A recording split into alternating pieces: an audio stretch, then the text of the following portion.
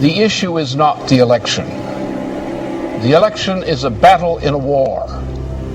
It is not something unto itself. The result of this election in itself is a matter of indifference.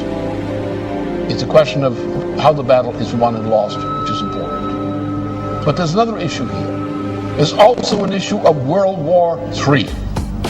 And World War III is between the British Empire, better known as the Anglo-Dutch liberal banking financial system on the one side, and the principal nations of Eurasia, Russia, China, India, and other nations are the targets of intended warfare by the British Empire, which is already turning Europe into a mere colony of the British Empire through the program of the Lisbon Treaty.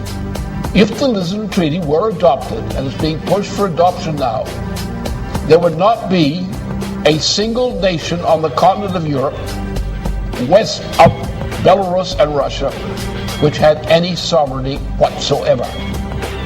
The British Empire would control the entirety of that region of Europe, from Portugal to the borders of Belarus and Russia, as a puppet of the Anglo-Dutch liberal financial interests. It is those interests represented in the United States for a long time have taken over control of the US dollar, control of the United States. Now they're moving in for the kill. The same cartel that put Mussolini into power in Italy, the same cartel that put Hitler into power in Germany. And we're now at the brink of something like a Hitler power taking over the United States. If they grab the United States, then they will grab all of Europe under the Lisbon Treaty. If they control the United States and the parts of Europe under the Lisbon Treaty, then you will have an actual fighting war emerging on this planet. You will have dictatorship. You will have mass starvation. The elimination of whole sections of the population of parts of the world through starvation. And that's part of the British program. It's the food war. That's the situation. We're not dealing with an election. We're dealing with whether there is in the United States, in the top layers of society, the moral fitness to survive. And so far the vote is in the leadership of the Democratic Party and the Republican Party, neither is morally fit to survive. They're as unmorally fit to survive as the people who backed Mussolini and backed Hitler back in the 1920s and the 1930s. And if we allow this to happen, we will get the same kind of treatment that the victims of Mussolini, Hitler, and so forth suffered. That's what we said. We have to win this war against that evil empire.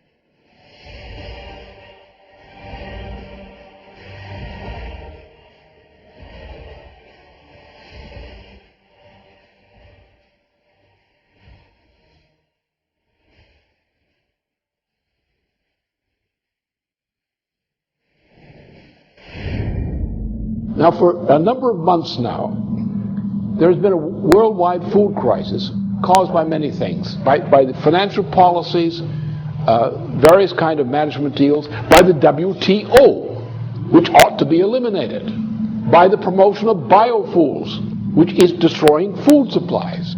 This biofuel program is a gigantic swindle for which there is no possible justification. None. The justification comes out of the World Wildlife Fund of Prince Philip.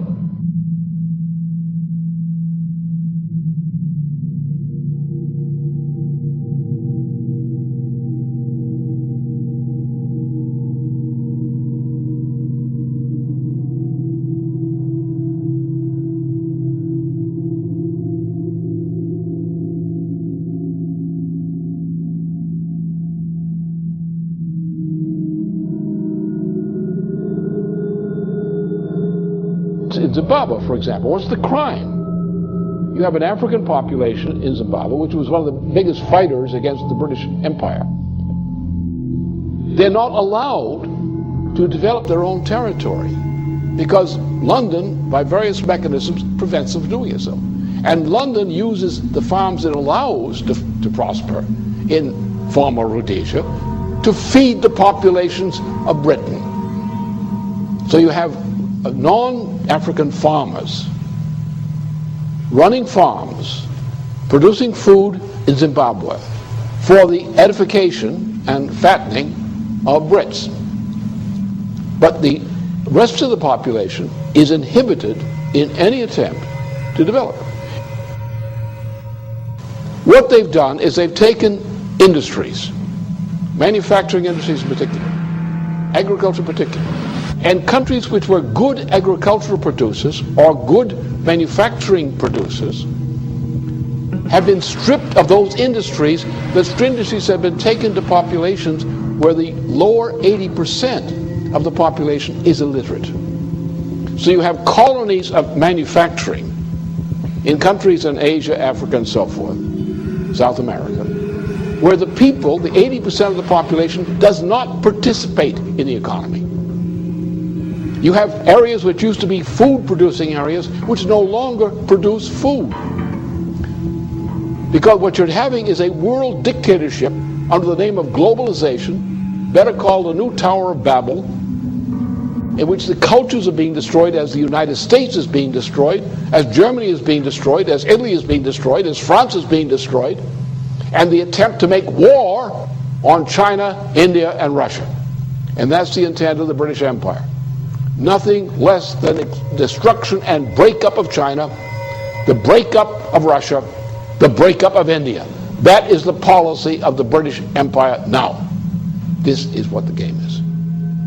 And if this game is not stopped, I can tell you there'll be no planet. But then come back to the food question. If you want to get the American people and other people of other nations up on their hind legs, acting like free people rather than battered slaves, tell them their food for tomorrow morning is not there.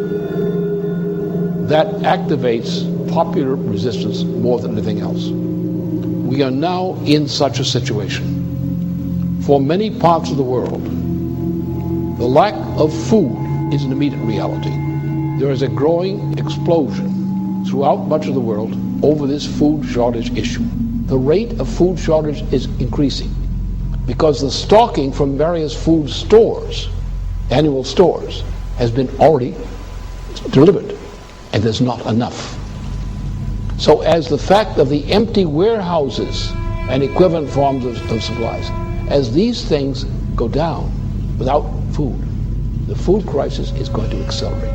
And you're going to have not only other parts of the world, but also American citizens who are now faced with the threat of death by food shortages. So therefore, the issue here is not the election result. The issue is not the president. Obama is not competent to be a president. He has none of the makings of competence. They don't want Obama. They just want to use him to destroy Hillary Clinton. That's all. Once they destroy Hillary Clinton, they'll get rid of Obama. That's their intention. And their intention is to bring in a fascist regime in the United States, a presidency which will be, in effect, a fascist regime, which will cooperate with the British and bring the United States into alliance with the United Kingdom, or the Anglo-Dutch liberals. Not all Brits are for this, by the way. And with a Europe, or Western and Central Europe, taken over by this same imperial power. An imperial power whose intention is to go to war against Russia, China, India, and other countries using nuclear power. That's the intention. We're now in a point where a revolutionary movement, or the makings of it, is building up around the food issue. And therefore, those who triumphed yesterday are not going to continue to triumph for long. The result is either we win and restore the kind of government we require in various nations and among nations, or this world is going to go into hell, because the crisis won't quit. The people will die of hunger. They will die in increasing numbers. They will kill for food. The structure of society will be destroyed in the fight over food, which is not there. Therefore, either we win in this fight against this evil, or there won't be anything to fight for.